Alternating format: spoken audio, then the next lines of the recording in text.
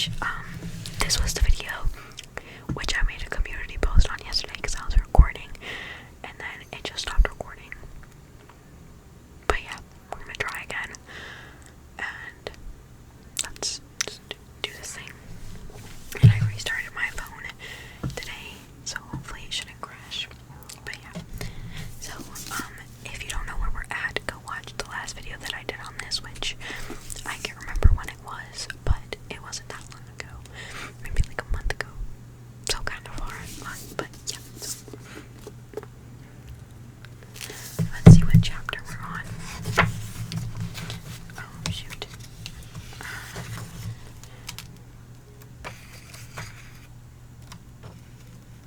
Uh-oh, this isn't good.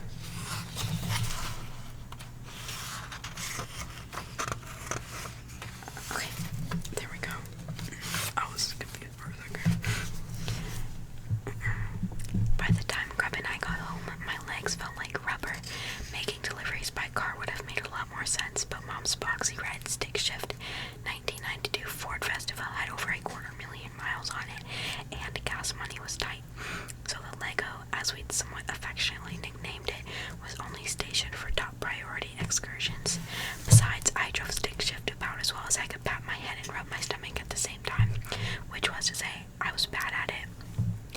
I carried my bike up the 5 steps to the front door. Grub covered me, watching the street as I unlocked the door and let us in. Mom was still at the cafe, finishing up some paperwork and cleaning. Grub ran to his room. Hungry, I called to him. Yeah. Cheese bread or mac and cheese? Mac and cheese, he answered. Interesting fact about Grub, he only ate foods that were white or yellow, or whitish, or yellowish. That may sound limiting, but he found plenty to eat. Popcorn, corn on the cob, anything with corn, really. Bananas, french fries, cereal, and cheese were the main staples of his diet. He'll grow out of it, Mom always said. I had my doubts. That was one cool thing about Mom, though. Despite paving the vegetarian road to healthiness, she basically let us eat what we wanted. After boiling up 2 boxes of mac and cheese, I plopped down on our fake leather couch in the living room, which doubled as Mom's bed. The apartment only had 2 small bedrooms, and she let Grub and me have them. In Chicago, I'd always had the basement bedroom, where I could blast my music as loud as I wanted, and my friends and I could stay up late without bothering anyone. Now, we could hear one another's slightest movements through the thin walls, but I tried not to complain. I knew Mom had sacrificed a bedroom of her own to make the move easier on me and Grub. Me especially. I picked up my guitar and strummed a few chords. It felt like a toy compared to the ones hanging on Dylan Rafferty's wall. For the past year, I'd been wanting to get a black Fender Telecaster like Joe Strummer's, the guitarist from The Clash. That hadn't happened, obviously. But 3 weeks before we moved from Chicago, Mom had walked in with an acoustic guitar she'd purchased at a garage sale. While it didn't compare to anything in Joe Strummer's or even Dylan's collection, it was pretty cool of her to get it for me. Mom knew I'd been wanting to learn guitar ever since I discovered combat rock in 8th grade. I still dreamed of buying the Telecaster, but considering the way my delivery career was going, it didn't look like it would ever happen. I'd made a grand total of $8.58 in tips that day. At that rate, I could hardly afford to buy new strings for the guitar I already had.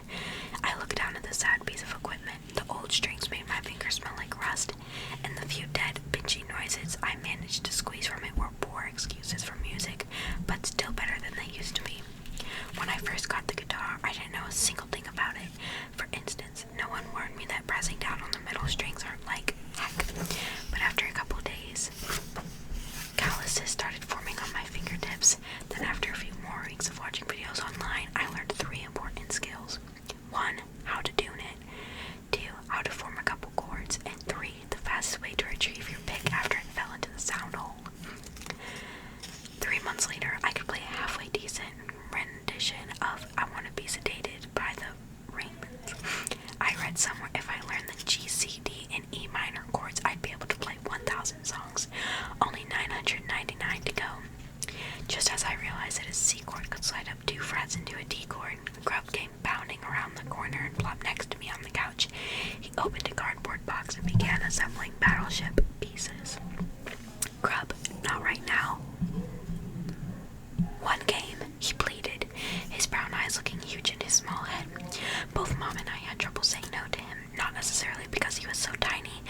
mostly because he was such a good egg, rarely complaining or asking for much. I sighed. One game. I set my guitar down, then placed my destroyers, submarine, cruiser, carrier, and battleship on the board. Alright, you go first. B2, said Grub. So this part, it's like a conversation back and forth. Grub was the one that said B2. And then it goes the older brother, then Grub, the older brother, then Grub. Hit. So, fun time making deliveries today. A9. Miss. Yeah, I finally made a new friend. C2. Hit. You mean the old guy? F7. Miss. Sergeant Porter. He played army with me. The kids at my new school never played with me. D2. That's what Grub said. Hit. They just don't know you yet. Give it some time. A1. Miss. I don't think the kids here like the same things I do. E2. Hit. What? No World War II buffs in 2nd grade? G10. Miss.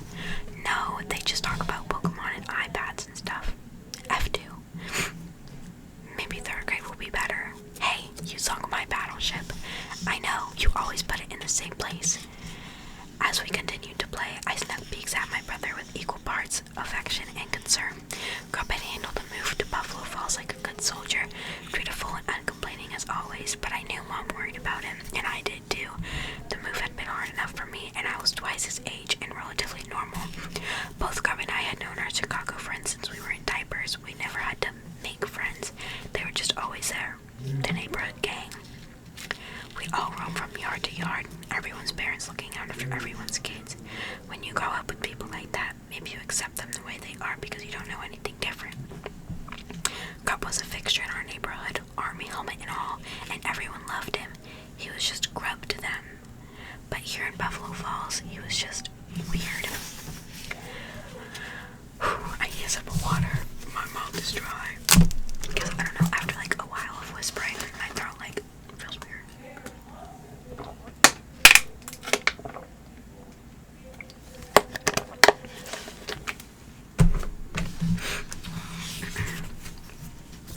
We finished the game without any more talk of Chicago or friends, sticking to easier topics like naval warfare. Grub won handily, of course, picking off my fleet like a German U-boat, then retreated to his room. I was putting away the game when Mom burst through the door, dropped her purse, and hurtled off to the kitchen. I've been thinking about it, and you're right, Jesus, or Zeus. I don't know how to say it. I forgot how to say it. Zeus.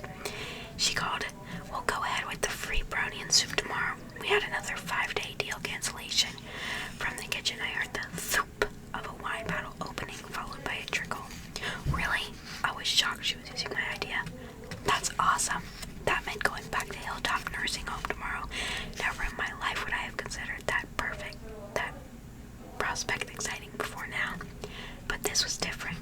Rose would be there. Rose. Something about her felt important, special, something. Maybe it was the way she played the piano, or the way she looked, or the way she looked at me. Whatever it was, I couldn't get her out of my head. I picked up my guitar and strummed a few chords as I thought back to our encounter when I told her I'd be back again tomorrow. I was reading what someone's text. She gave me a thumbs up. That was a good thing, right? Or was it a sarcastic thumbs up? What if she was just mocking me, and she and her quarterback boyfriend were probably having a good laugh about it that very moment as they made out in the back of his Jeep Wrangler? That guy that threw his Slurpee at me, that was definitely him. Rose's boyfriend. I pictured his sleeping under a yellow sundress and felt like I might be sick. I started scolding myself. Stop it, Zeus. Why are you obsessing over her? God, you haven't even talked to her. Why are you so worked up? Okay, so she's hot and awesome at piano, but you've talked to girls before. It's not like they're foreign creatures. Chill. How's the guitar coming along?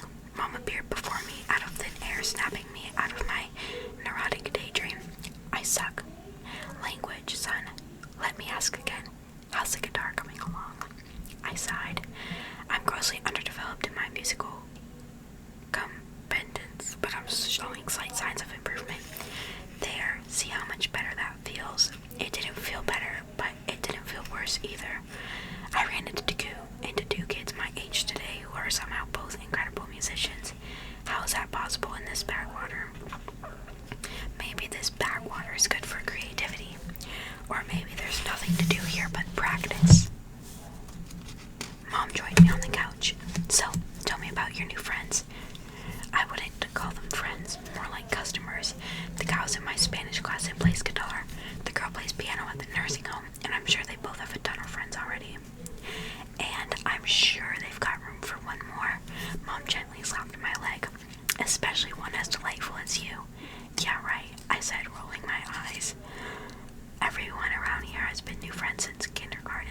They're not interested in making new ones. Oh, nonsense. She faced me and tucked one leg beneath her, a knowing grin on her face. So, tell me more about the girl. My face immediately turned the color of her wine. What about her? You like her, do you not? She asked, eyeing me from behind her glass. I'm your mother, remember? I know, and my son's hormones are raging. Mom, I said, drawing out the word into 2 syllables, the universal shorthand for, if you don't stop talking, I will cut off my ears with a steak knife. She rolled her eyes at me this time. Okay, no need to get cranky. You certainly won't make new friends that way. And then, all of a sudden, I was cranky. Seriously, do you have any idea how humiliating it is to ride around on a woman's bike with your crazy little brother clinging to your back, shouting army stuff the whole time? Do you really think I'm going to make new friends that way? Some guy even threw his drink at us earlier. Mom winced. I know it hasn't been easy, but not to mention I can't even text my Chicago friends now. They probably think I'm dead. Are you even? But you said you made some new friends today. Are you even listening? Mom set her glass down and put a hand on my leg. Zeus, I'm so sorry about your phone, but we all have to make sacrifices sometimes. How many do I have to make? I asked, my voice rising. You moved us to the armpit of America where I have no friends and nothing to do. I ride a dumb bike, work for nothing but tip money, and keep Grub entertained for you. And now you take my phone. Why can't you just buy a new one? Mom blinked and looked away, then got up and walked to the door where she dropped her purse when she came in. She pulled out the phone and handed it to me. I'll need it back in the morning, she said, still not looking at me. I don't have money for a new one right now, Zeus. I could tell she was trying not to cry. Mom, I said, but she was already walking to the kitchen.